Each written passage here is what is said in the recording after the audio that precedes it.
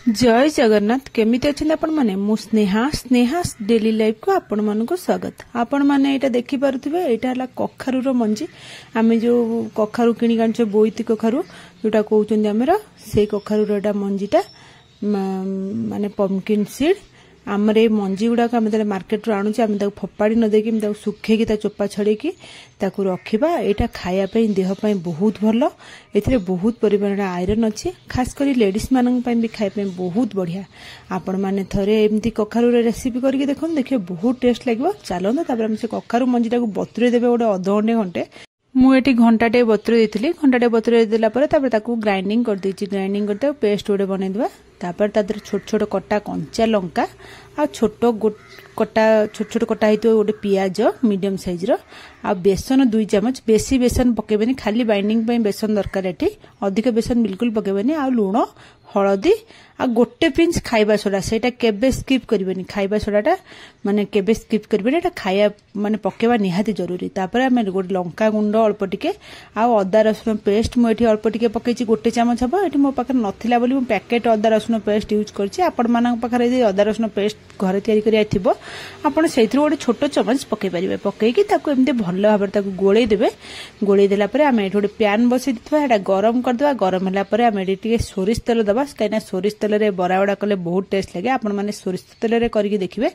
सोरिष तेल पके देबे सोरिष तेल पके देकी तापर एमती गोटे गोटे छोट छोट छोट चमच बेसी बड़ साइज रो बड़ा करबेनी काहे ना आमे एते खाइबा सोडा भी पकेचे आ इमिति भी कखारू मंजीटा बहुत फुलिबो माने बरा तेला आमे तरकारी करबा ना एटा बहुत बड़ बड़ साइज रो हेजिबो सेतबे छोट छोट साइज रो आमे बरा वडा करि देबा। आपनक हिसाब रे आपण माने देखि छोट छोट करिवे छोट छोट बरा वडा एमती करि देकी सब पके देकी आमे तादरे तेल तो टिके पके दिछन ना तेल टिके अधिक अछि आमे पके देकी तापर घोड़े देबा।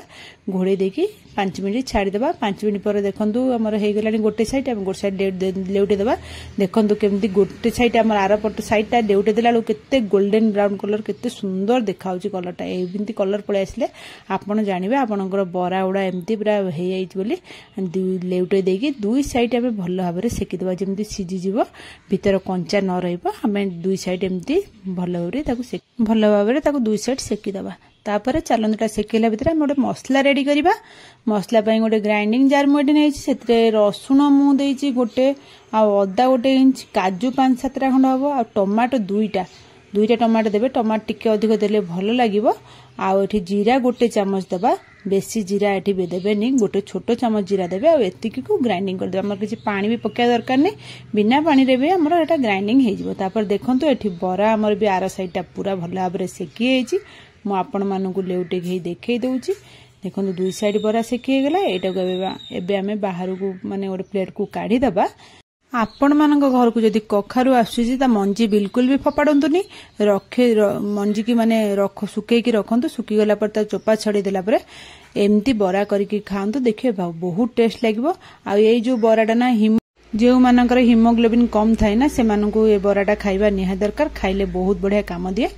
तापर एबे देखंतु मु ताको सब प्लेट को तो काढी देछि आ गोटे थर मोर हबो बरा पे आ गोटे भारी थिला सेटा मु पकै देछि। देखंतु सेही भली टाइप रो सेम रे आपण माने जेमिति प्रथम थर करथिले सेमिति चमचे पकेबे बेसी बड़ साइज रो करिवेनी। तापर मु एठी तेल टिके एमति बुले देछि तेल टिके कम थिला तापर ता घोड़े की ताको 5 मिनिट गोटे साइड आर पट साइड भी 5 मिनिट आ सेकी देबा। तापर आमे ओडे आ ए बरा सेकेला भितर आमे चलंतु ता पय मसला रेडी करबा। मोडे कढ़े बसि देछि सेतरे सोरिष तेल पके देछि तेल गरम होला परे गोटे चमच चीनी पकेछि चीनी टिके कलर पय पकेबा। चीनी कलर होला परे आमे सुखिला लंका तेजपत्र दालचीनी गुजराती 2टा आ 5 फुटण गोटे छोट चमच पके देबा। फुटण तले फुटी जिवो आमे गोटे पियाज को छोट पियाज टाको काटी के स्लाइस करी रखितबा से पियाज टाको पके देकी ताको हमें भाजीबा जेमते पियाज टा गोल्डन ब्राउन कलर हे जिवो। बेसी कढ़ा करके पोड़ी देला भलिया भाजीबनी एतिकी हे गेला परे एठी कोन करछि ना हमर करेंट भी पड़ेला हठात करेंटटा पड़ला मोबाइल फ्लैश लाइट रे करूछि आपण माने एडजस्ट कर देबे वीडियो टाको। तापर म एठी लंका गुंड गोटे चमच पके देछि पियाज जेमती लाल हे गेला तापर आमे सेतरे कोन करे ना लंका गुंड पके टिके गोळे देकी आमे से मसलाटा बाटी के रखितले ना से मसलाटा को पके देबा। एठी जो टमाटो काजू अदा रसुण जो जीरार बटा पेस्टा जो करथिले से पेस्ट मसलाटा ये पकई देकी ताकू यही मसलाटा आम कषा आउ जी आम ग्राइंडिंग जार लगी मसला गुड़ा ताकू पानी देके धोईदेवे धोई देकी आम एटा को पानी को मसलार पकईकी आम कषिदेवा मसलाटा को भल भाव में कषिदेवा जमी मसला तेल छाड़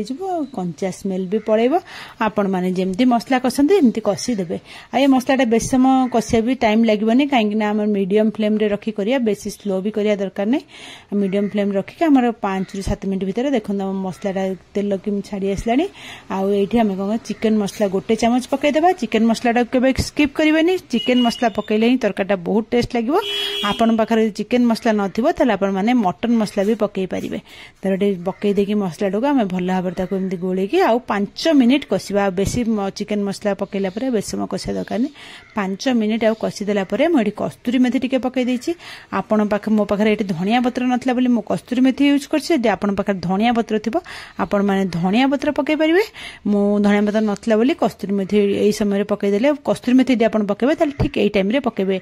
पकई देके ताको एमती मसला संगे आउ 2 मिनिट एमती गोलेकी ताको कषिदेबे देखंतु एबे हमर हेई गलानी मु गोले देछि हम मसला भी तेल छाड़ी गलानी हेई गलानी एबे मु कोनसे तरकारी टोटली मु लूण आ हळदी पकई नथली मसला भी पकई नथली कालचा बरा रे पकईथिलु स्वाद अनुसार लूण आ हळदी आम पकईदेवा पकई दे गोलेदेवा आउ बेसी समय मसला दरकार नहीं मसला आमर पूरा हो गलानी कषा ऑलमोस्ट मसला आमर पूरा कषा हो गलानी एठी मु गरम पानी रखिछि गरम पानी देदेले तरकारी भी बहुत बढ़िया टेस्ट भी बढ़िया हम शीघ्र भी हो मु गरम पानी ये पकई देकी घोड़े देली घोड़े देला पर से तरकारी देखो फुटिलानी फुटी जो जीव 5 मिनट लगे 5 मिनट खंड मसला भल फुटे देवे सांगे सांगे पकेबेनी मसला पानी 5 मिनट खंड फुटीगला आम जो बराटा को रखी